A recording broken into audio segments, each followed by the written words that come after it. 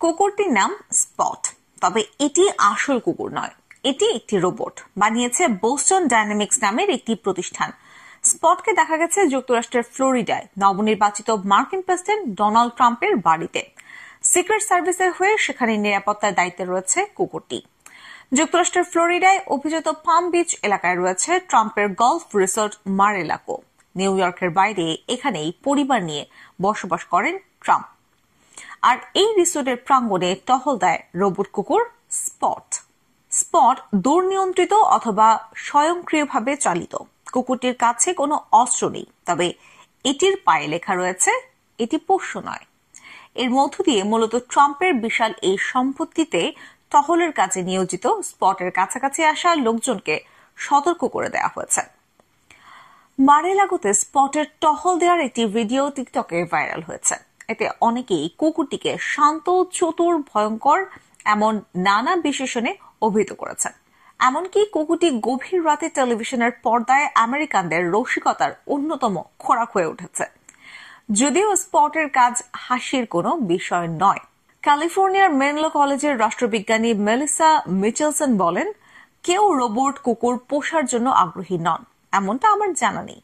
এটি দেখতে মোটেও ফুটফুটে নয়। বিগত মাসগুলোয় প্রেসিডেন্ট নির্বাচনের প্রচার চলার সময় ট্রাম্প দুবার হামলার শিকার হয়েছেন।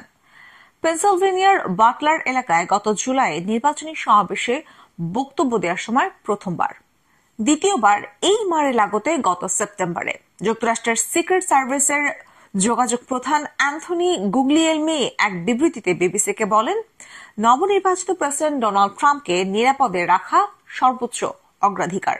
নিরাপত্তার কাজে রোবোটিক কুকুরের ব্যবহার নিয়ে সিক্রেট সার্ভিসের কাছে সুনির্দিষ্ট কিছু প্রশ্ন করেছিল বিবিসি, তবে প্রায়োগিক নিরাপত্তার উদ্বেগের কারণে এর জবাব দেওয়া হয়নি। এমনকি ট্রাম্পের বাড়িতে কবে থেকে স্পট কাজ করছে সেটাও জানানো হয়নি। বোস্টন ডায়নামিক্সও সুনির্দিষ্ট প্রশ্নের উত্তর দেওয়া এড়িয়ে গেছে, তবে জানিয়েছে তাদের তৈরি রোবট কুকুর স্পট নিরাপত্তার কাজে ব্যবহার করছে সিক্রেট সার্ভিস। বন উইলিয়ামস একসময় সিক্রেট সার্ভিসের এজেন্ট ছিলেন। বর্তমানে তিনি নিরাপত্তা ও ঝুঁকি ব্যবস্থাপনার প্রতিষ্ঠান ট্যালন কোম্পানিজের প্রধান নির্বাহী কর্মকর্তা। রন উইলিয়ামস বলেন, ট্রাম্পের উপর হামলার ঘটনা সিক্রেট সার্ভিসের নিরাপত্তা সংক্রান্ত প্রযুক্তি হালনাগাদ করার প্রয়োজনীয়তার বিষয়টি সামনে এনেছে, যাতে আগেভাগে ঝুঁকি শনাক্ত ও তা প্রতিরোধ করা সম্ভব হয়। রন উইলিয়ামসের মতে, মার-এ-লাগো এত বিশাল এলাকা জুড়ে অবস্থিত যে সেখানে মানুষের একার পক্ষে টহল দেওয়া তুলনামূলক কঠিন। এর বিপরীতে রোবট কুকুর অনেক বেশি এলাকা জুড়ে পাহারা দিতে সক্ষম। ট্রাম্প জয়ী হওয়ার পর মাস্ক কেন মার-এ-লাগোতে ঘন ঘন যাচ্ছেন, এই নিয়ে প্রশ্ন অনেকের। তবে শুধু সিক্রেট সার্ভিস একাই নয়, বরং বিশ্বজুড়ে সামরিক বাহিনী ও আইন শৃঙ্খলা রক্ষাকারী বাহিনীগুলো নিরাপত্তার কাজে রোবট কুকুরের ব্যবহার ক্রমে বাড়ছে। বিভিন্ন সংবাদ মাধ্যমের খবর, নিউ ইয়র্কের পুলিশ বিভাগ গত বছর নিজেদের নিরাপত্তা দলে রোবট কুকুর যুক্ত করেছে।